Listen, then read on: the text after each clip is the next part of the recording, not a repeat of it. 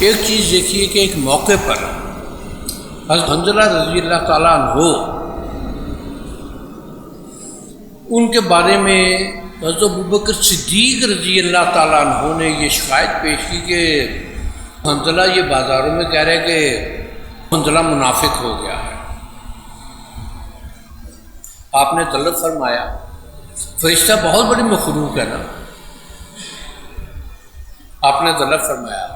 اور پوچھا ان سے کہ یہ کیا معاملہ ہے؟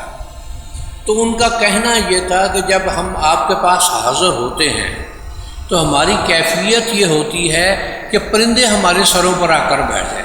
ہم اتنے انہماک سے آپ کی گفتگو سن رہے ہوتے ہیں،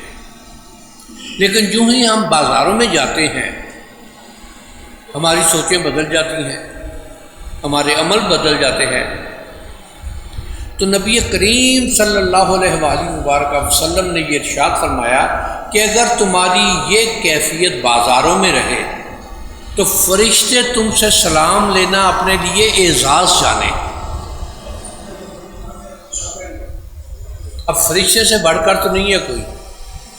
لیکن انسان کو اس پر بھی برتری حاصل ہے، اور یہ برتری یہ ہے کہ فرشتہ